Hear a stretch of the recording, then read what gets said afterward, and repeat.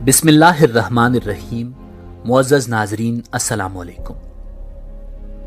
नाज़रीन, इंसानी तारीख का कदीम तरीन इंदराज आज से तकरीबन 4000 साल कबल मसीह तक ही हमें लेकर जाता है, जहां तक लिखी हुई इंसानी तारीख मौजूद है। नाज़रीन, इंसानी तारीख में इस्मत फरोशी या जिस्म फरोशी के शवाहिद हर दौर की हर कौम और हर मुआशरे में पाए जाते हैं। नाज़रीन, इस्मत फरोशी या जिस्म फरोशी की बुनियादी वजूहात क्या हैं? ये कैसे मारज़ वजूद में आई और इसकी ज़रूरत क्यों दरपेश हुई? ये चंद बुनियादी सवालात हैं जिनको समझना हमारे लिए इंतहाई ज़रूरी है। दौरे हाजिर में भी इस्मत फरोशी या जिस्म फरोशी दुनिया के तमाम मुआशरों में पाई जाती है, हत्ता कि कई एक ममालिक में इसे कानूनी तहफ़्फ़ुज़ भी हासिल है।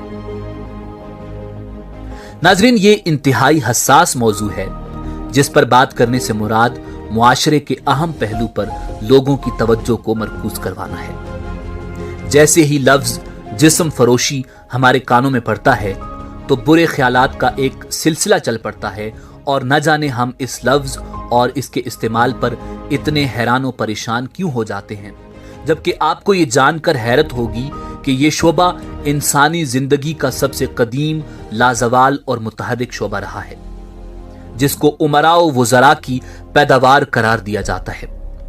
ये वो शोबा है जिससे दुनिया का कोई हिस्सा खाली नहीं और ना ही कोई इसको खत्म कर सका है। मगर यहां सवाल पैदा होता है कि आखिर इसको खत्म करने की ख्वाहिश के बावजूद खत्म करना मुश्किल और नामुमकिन क्यों है?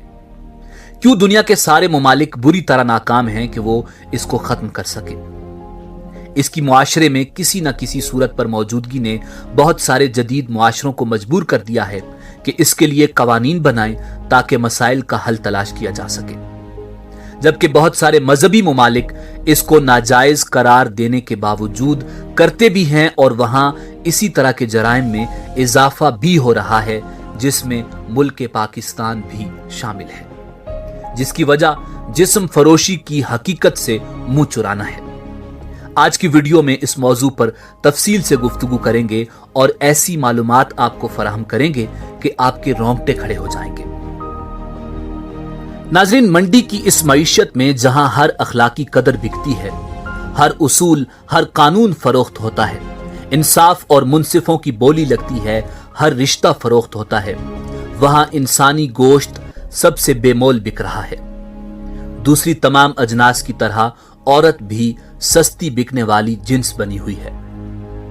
अंग्रेजी में इसके लिए लफ्ज प्रोस्टिट्यूट इस्तेमाल किया जाता है, जो लातीनी जबान का लफ्ज है और प्रोस्टिट्यूटा से माखज है, जिसके मानी है अपने आप को पेश करना या अपने आप को किसी फायदे की खातिर बेच देना।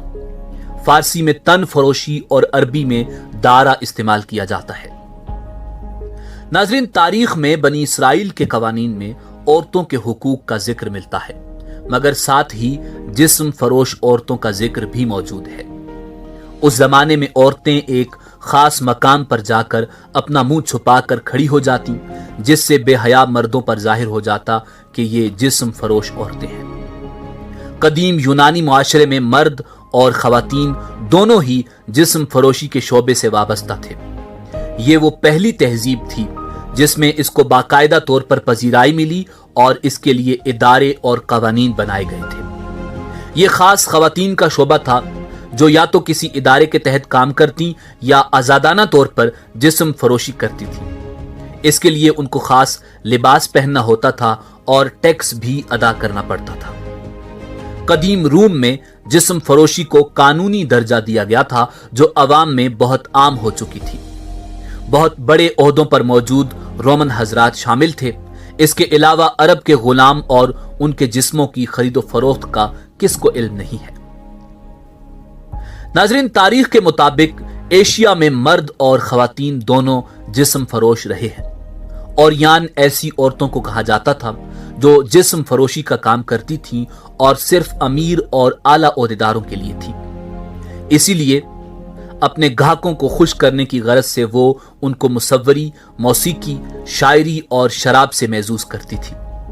اس کام کی وجہ سے بہت ساری عورتیں اپنے وقت کی مشہور ہستیاں بن گئی تھیں۔ ان کے کیے جانے والے فیشن امیر عورتوں کا رواج بنانے میں اہم کردار ادا کرتے تھے، اور بدقسمتی سے آج اسی وجہ سے ہمارے معاشرے میں جسم فروش عورتوں کے کیے جانے والے فیشن اور لباس عام رواج بنے ہوئے ہیں۔ مغلیہ دور میں ایک لفظ ایجاد ہوا اور جسم فروش عورت کو طوائف کا نام دیا گیا۔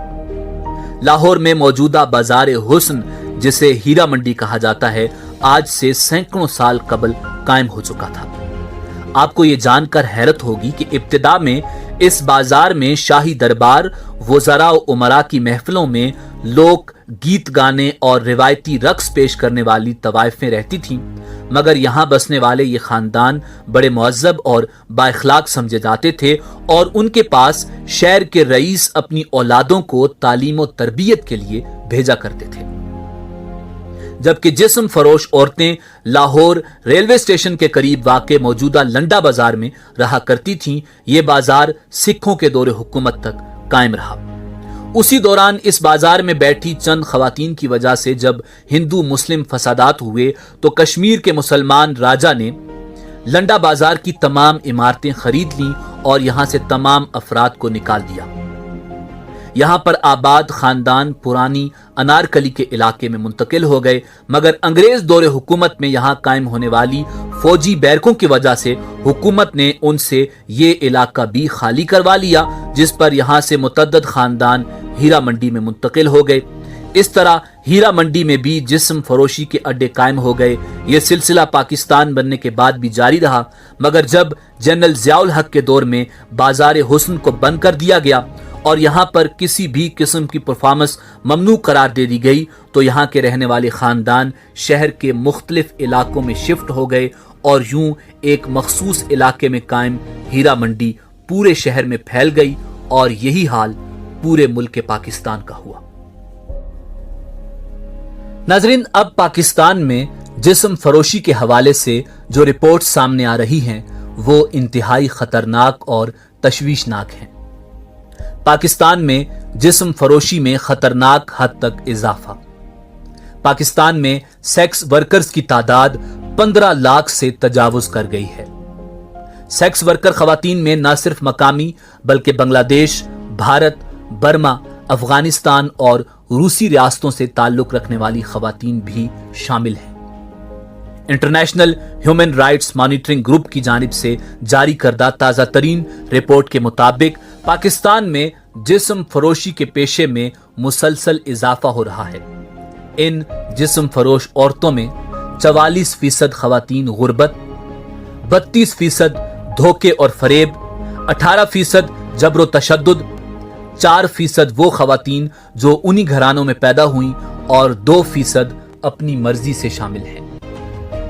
ان میں سے 41.8% خواتین 18 سے 25 سال کی ہیں، جبکہ 6.21% لڑکیاں 18 سال سے کم عمر ہیں۔ 56.79% خواتین ان پڑھ ہیں، اور 47% سیکنڈری سکول کی تعلیم سے لے کر کالج اور یونیورسٹی کی تعلیم یافتہ ہیں، جبکہ 30% غیر شادی شدہ لڑکیوں کے ساتھ 70% شادی شدہ خواتین شامل ہیں۔ ان خواتین میں نہ صرف مقامی بلکہ گزشتہ 10 برسوں میں بنگلہ دیش سے 5 لاکھ خواتین، برما سے تقریباً 20,000، افغانستان سے 1 لاکھ اور روسی ریاستوں اور دیگر ممالک سے ہزاروں خواتین پاکستان آئیں اور جسم فروشی کے پیشے سے منسلک ہو گئیں۔ ناظرین، رپورٹ کے مطابق اس بے راہ روی کے نتیجے میں پاکستان میں ایڈز جیسی موذی بیماریاں پھیل رہی ہیں، اور اب تک تقریباً 80,000 سے زائد افراد ایڈز میں مبتلا ہو چکے ہیں۔ اسی طرح خواتین سیکس ورکرز کے مقابل جسم فروش لڑکوں کی تعداد میں بھی اضافہ ہو رہا ہے، جن میں نوعمر بچوں کی زیادہ تعداد قابل تشویش ہے۔ ناظرین، پاکستان جسم فروشی کی دلدل میں ڈوبتا جا رہا ہے۔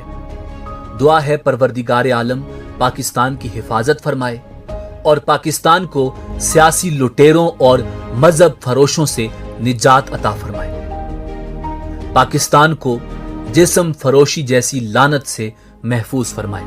اجازت دیجیے، اللہ رب العزت آپ کا حامی و ناصر ہو۔